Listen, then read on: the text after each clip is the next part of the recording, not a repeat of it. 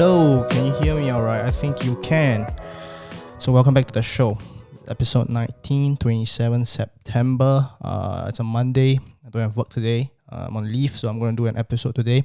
Today's episode, I kind of have planned out about 3 or 4 things that I really want to touch upon. And the first, of course, would be, as everybody would expect, is Singapore rolling back the restrictions and now going back to like maximum of having 2 people dining in restaurants and hawkers. And also, trying to curb the number of cases going up on the daily. I think for me, my first response when I heard it back on Friday was, God damn it. Like, and I was really frustrated at the start. I don't know whether you feel the exact same way, but because I was frustrated, because I was like, wait a minute, wasn't this all part of the plan? Like, us seeing a few thousand cases a day, wasn't this all part of the plan? Wasn't this while they sold us living in the new normal, living with the Rona? What changed, right? What changed? And if we are planning to roll things back, how are we going to move forward and eventually try to return to some form of normalcy with the virus? So part of me on Friday and Saturday was just super frustrated. And yesterday night, I was with my friends for the last night. We could hang out in a group of bigger than 2, and so we went to the park, chilled out legally, and left around 11 plus when it started to rain. So I just I was really frustrated, and I tried to look into, if this is not what we're going to stick to, how are we going to move forward from this, right? I understand the argument that we don't want to have our healthcare system too taxed, and with the cases being so high, we don't want our hospitals just to be filled with people that have COVID-19 and it leads to a lot of downstream implications, right? People that have other viruses cannot get treated as well. It's not just people dying from COVID, but people dying from other stuff, other cancer patients, for example, or other sicknesses that they have that they need to be treated in a hospital. And so I did a little bit of digging, and I'm going to show you some of the things that I found that I think has kind of showed us how we're planning to move forward, and the reason why the government has decided to, kind of roll things back. I think like everybody is super frustrated, and at the same time, everybody kind of doesn't really know what is going on anymore, right? We kind of have a little bit of COVID fatigue. We don't know the exact situation. We don't know what are the measures because they keep changing so quickly. It's hard to keep up with all the new measures. At the beginning, everybody was kind of fresh and could keep up, but right now it's a situation where things change so quickly. We don't even know what the rules anymore. So I chanced upon this video, and this video was on Channel News Asia, and it was taken one day. I think it was the one day or the day of them announcing that the new restrictions will be coming into play. So this video is with this Dr. Leong, the guy on the left here. If you don't really know, he is like the Anthony Fauci of Singapore. He's like the infectious disease expert. He's the guy you always see on TV, here on radio, when they're trying to push for people to take the vaccination and explain the current situation in Singapore and what it means. So he gives a little bit of explanation as to why we had to roll things back. Let's just give it a listen. Okay, so we first started off expecting 60 to 70% vaccination enough. And at the beginning of the year, when the vaccinations rolled out, we say, 70% will be sufficient. But then the new Delta strain came along. It is a totally change in the ball game. It's as if the goalposts have shifted, and people are saying perhaps 80%. And the government did make a promise that 80% they're going to open up.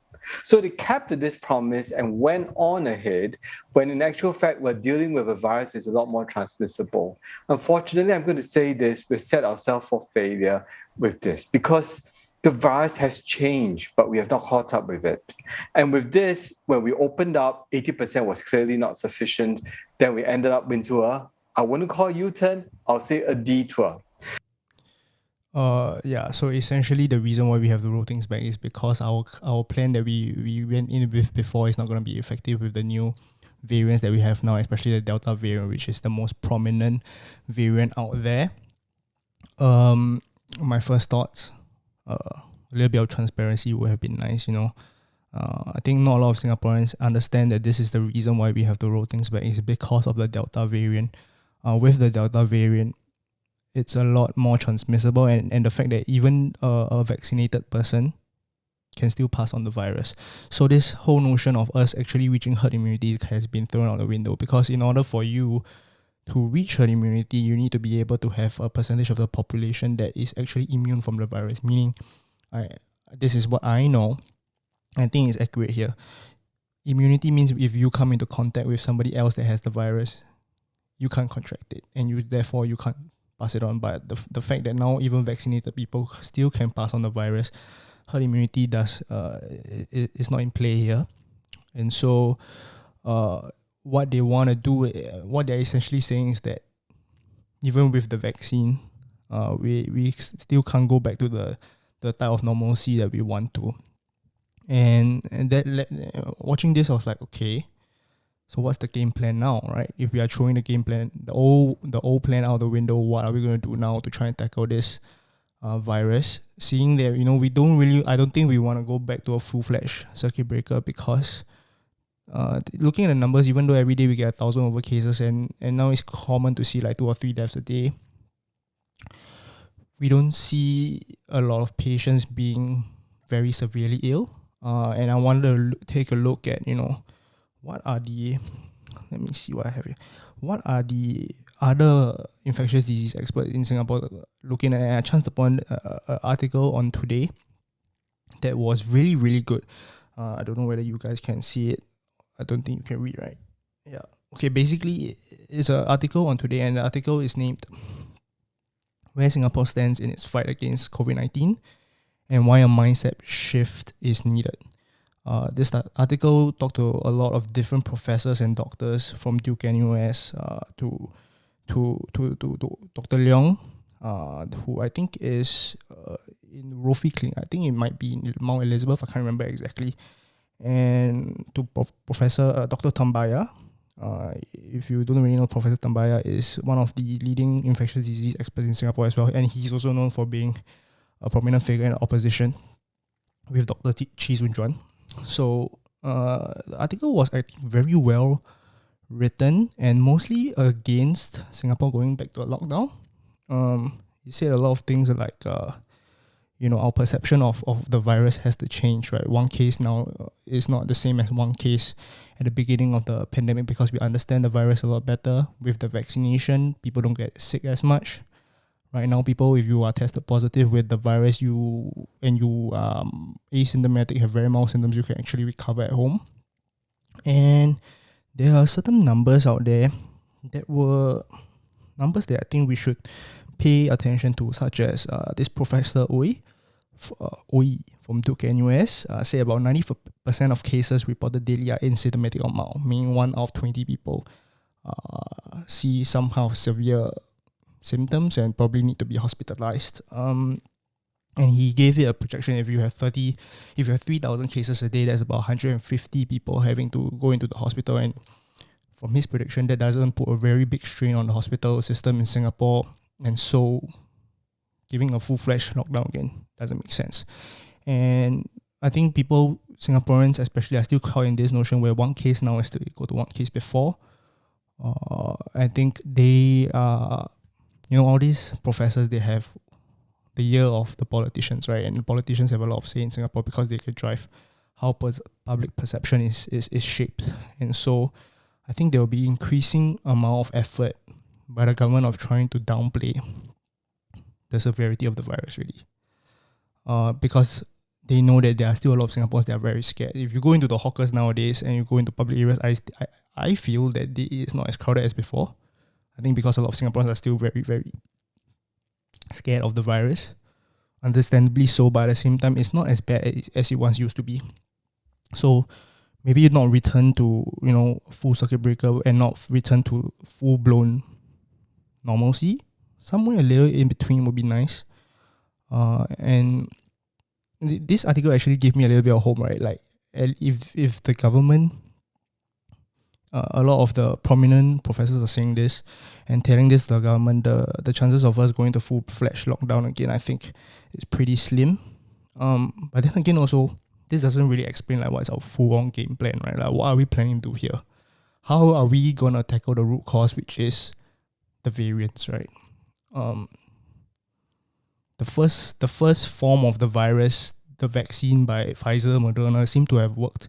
But once the Delta variant came about, then it really didn't. So I looked a little bit further, listened to a little few more podcasts, and I stumbled upon this. So this podcast is also it's on CNN, it's on Spotify, it's called Half the Method, and I think this podcast is actually a really insightful form of a series of podcasts by CNA where they talk about certain issues in Singapore that are very prevalent and have on guests that talk about it. And this particular one was Dr. Leong again, the Anthony Fauci of Singapore. I feel maybe he's not being perceived as badly as Anthony Fauci now, but he's like the leader in infectious disease. And he has this to say about, what are the bright lights, some very some solutions that we might look forward to, and it might be on the horizon for us to overcome and beat the virus for now.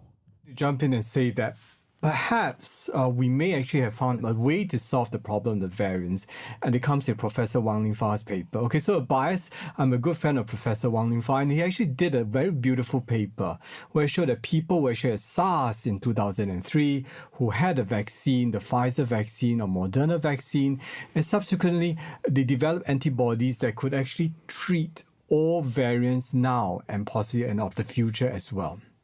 That's amazing because it really tells you that the way to solve the variant problem is to look in the past. The way to the future is in the past with the SARS 2003.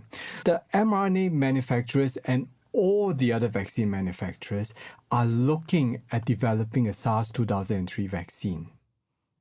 So what they are actually saying here is when they studied patients that have got the Pfizer or Moderna vaccine, and they had SARS previously before in 2003, they seem to have a lot stronger immunity to all kinds of variants that might come out from SARS-CoV-2. And that's very promising, right? I think he goes on to say, don't throw all our hopes into this basket, because every time we've been given a solution, it doesn't seem to work, right? Like the vaccine, for example, they pitch to us, if you take the vaccine, herd immunity will be reached. Hell no, that shit ain't gonna happen now with the tools that we have. But I looked a little bit further into it and see what was the coverage on what Dr. Wang Lingfa found and discovered with this. And so this was actually on Bloomberg in August of 2021. They actually talked to Dr. Wang himself. And this is his explanation of what he has found and what seems promising. We're going to work on two vaccine candidates. I call them the third generation. Right? The first generation, the Wuhan strain. The second generation is the variant, whether it's beta or delta. And the third generation is we're going to target all Sarbecovirus,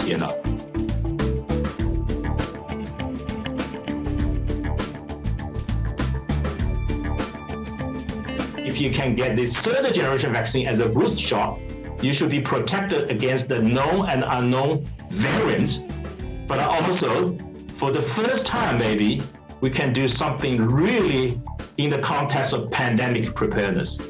Because if the SARS-3, SARS-4 comes from that, Sarbeco group, then by using this prime boost strategy, you should be protected against the virus currently circulating in bats and pangolins, Okay, so Dr. Wang first says that he tries to segregate like the vaccine into three different types, I guess. The first one would be the vaccine for the original virus. Then the third one would be against the variants, and then the last one would be how can we protect against all the variants out there. And if you develop a vaccine for SARS-CoV-1, I think, then it kind of seems a little bit promising. I'm not really an expert here, but it does. They paint the picture that it is promising. I really hope it works. We really can't go. At least I can't go back. I think a lot of Singaporeans are really on the edge, like me, in a sense whereby we are just we just want to live our lives. So this is, I think, what I found and what is Singapore's plan so far. I think the plan now is to like just try to reduce the numbers and hold tight to see how we can go from here, and not strain our hospital care system. But it's good to hear like a lot of the professors out there saying that rolling all the things back and having to change the perception of what people think of the Rona is very important now. So that was really, really interesting. So that's the first thing that I wanted to talk about. The second thing is completely not coronavirus related. Enough of the Rona. Let's talk about a little bit of other things in our lives that I think not many Singaporeans would have heard of, because there wasn't really much publicity for it. But I think a lot of us use it, and that will be Grab actually they're gonna implement a $1 fee for you to top up your GrabPay wallet. And I just found out about this like 15 minutes ago.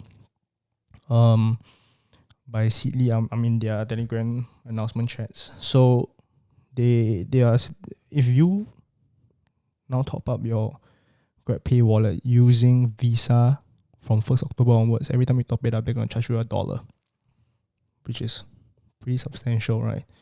For me, I only top up my GrabPay wallet like $20 at a time. If you charge me $1 every time, it's like 5%.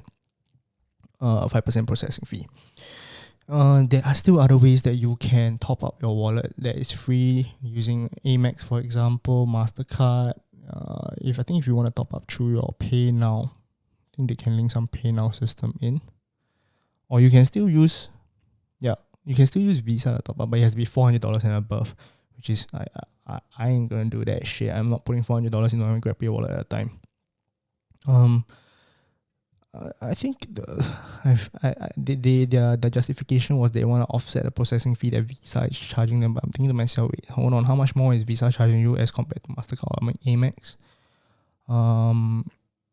I think increasingly there is also sentiment that Grab has this monopoly power, is like bullying the other, not just, it's slowly increasing the price, right? Like now you can see they are introducing like processing fees. They are taking a bigger cut. The prices of the food on the platform are slowly increasing, which is, I wouldn't say unexpected, but it's worrying. When these tech companies get a little bit too big, I think they start to throw their weight around, which I think a lot of us have to rely on the government to try to protect us and let our spending do the money. But it's difficult, right? A lot of our lives have been, the way we lead our lives have been shaped by using all these platforms now. All people that work from home, almost every meal, some people, they grab food. Almost never ever flag a taxi down anymore. They purely use Grab because it is convenient. So I think it is inevitable that these companies will start to, throw their weight around a little bit more, start to charge a little bit of higher prices, try to squeeze the customer, try to squeeze their employees a little bit more for their buck. And also be wary that we always say that Grab is so successful. A couple of months back, when was this article? September 14th. So it's like 2 weeks ago, less than 2 weeks ago.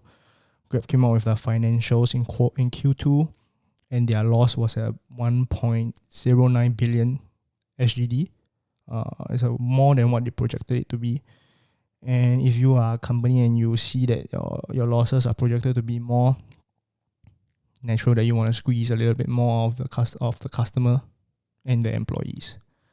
I always try my best to tip the GrabFood drivers at least $1 or $2, because from what I know, the tip is not, Grab doesn't take any commission from the tips. And I always think to myself, if these people out there are working at 11 p.m, 12 a.m, they deserve that $1 or $2. They are sacrificing time with their family, sacrificing sleep, taking the risk of riding their bikes on the road.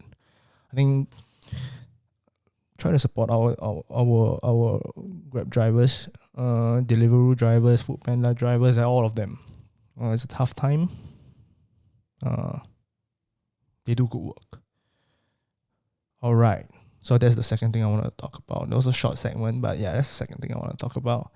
The last thing was the UFC event yesterday, which was fucking awesome. It was UFC 266. The main event was Volkanovski versus Alex Volkanovski against Brian Ortega. The third round of the match was absolutely sensational. I think the greatest third round in UFC history, where Ortega actually had Volkanovski in a guillotine choke, and then he had him in another choke, and in both cases Volkanovski got out, but it was tight, and Volkanovski's face got a little bit purple. Everybody thought it was the end, and he still managed to get out. Let's just watch the first guillotine choke and what actually happened here. Oh my goodness, what a guillotine by Ortega! He might go to sleep. The grip is broken. Wow. Now Volkanovski is out. But he can't get That his back. choke. But a minute 42 and they're on the mat. He's going back. He got it back in. Dark choke attempt here. Dark choke attempt by T-City. Oh my goodness. He's out. Wow. What a rally. To be able to get out of the choke, where he could not breathe and his face started to turn purple, and get out and straight away continue smashing, that just doesn't seem real. How can you not have oxygen and still be able to go? And mind you, round 4, by the end of round 3, Ortega was on the mat, and he was the one that was trying to choke out Volkanovski, and he was on the mat, and everybody thought that that's it. He couldn't go on. He just looked so defeated, so demoralized, that he gave it everything, and Volkanovski still could not be beat. Round 4 and 5, Volkanovski turned it on. He looked absolutely phenomenal. He was fresh. He looked like he was in round 1, in round 4 and 5. In fact, at certain points he turned it up a notch and went even harder in the later rounds, which was crazy. I think Volkanovski is probably one of the most underappreciated UFC fighters in the game right now. I went to look up, okay, after that fight, what are the pound for pound rankings, right, for the UFC? Because Volkanovski, I feel, is right up there, man. It's probably like, for me personally, he is top 3. After yesterday's performance, he's top 3. Yeah. Let's just take a look at the UFC one first. So the UFC pound for pound rankings. They have Jon Jones number 1. Well, after him getting arrested again in Vegas, I don't know about that, man. If he can just stay out of trouble and get in the ring, clearly he's the GOAT. Clearly. People can say, GSP, people can say Anderson Silva. But Anderson Silva, the tail end of his peak, okay, his peak is probably the same as Jon Jones, but the end of his career was like, GSP, he had that loss to what's the guy's name? I can't remember the guy that's looking for a fight with Dana White. He lost to him. So, whereas Jon Jones is clearly undefeated, that one loss he had was bullshit. It shouldn't even be considered a loss. I think it should be a no contest. He was dominating that fight. So the UFC has Jon Jones number 1, Kamara at 2. Okay, fair. And they have Izzy at 3, and then Volkanovski at 4. In my opinion, after that loss that Izzy had to Jan Blachowicz, that bumps him down a little bit down, and with Alex doing what he did yesterday, that puts him right at 3, man. That puts him right at 3. They have Poirier at 6. They have Blachowicz at 7, Stipe at 8, Max Holloway at 9. Yo, the featherweight division is just stacked. They gotta do that rematch with Alex and Max Holloway, man. That has gotta be the fight to do. Right, he beat Ortega. He beat the Korean Zombie. Peter Yan. It was also announced that Aljamain Sterling has dropped out of the next event because of an ongoing neck issue that he had. That was a tough one, right? Because Peter Yan and him, he was clearly losing that fight. And Peter Yan with that illegal knee, that he asked his corner, is it alright for me to knee right now? And his corner say yes, you can knee him, and it was clearly illegal. It was a good for nobody, right? Although Aljamain won the belt, he had to go for surgery that almost nobody has come out good off for his neck, and Peter Yan lost his belt. I want to see Peter Yan did a shot though. That's the fight I really want to see. That's the fight I really, really do want to see. But yeah, the UFC now, I still think it's the most exciting sport out there. Far better than soccer in terms of its peak and the amount of drama it can do to you. It really holds you in your seat. The NFL is the one that maybe UFC can fight because of the amount of violence that it has. Intrinsic physicality and people just wearing pads and running into each other like car crashes. 250 pounds easy. Everybody's at least 200 pounds. And they're just running into each other thinking that their pets can protect them and makes them immortal. But UFC, nothing gets more real than an MMA fight. Nothing more real. Yeah, anyway, that's the last thing I wanted to talk about. There's one more thing, but I'm not going to talk about it. That's 26 minutes. Pretty good. That's longer than the first episode I did by myself. Anyway, if you've gotten to this point, I want to thank you so much for listening. If you haven't already, please help us subscribe to the YouTube page. Follow us on Instagram. Share the video. Share the podcast with your friends that you think might enjoy it. Continue to support us. We don't really get a lot of views, and I really think we don't care. I just want to do this because it's fun. So once again, if you have gotten to this point, thank you very much. If not, I'll play the outro music now and say bye-bye. Goodbye, guys. Mwah.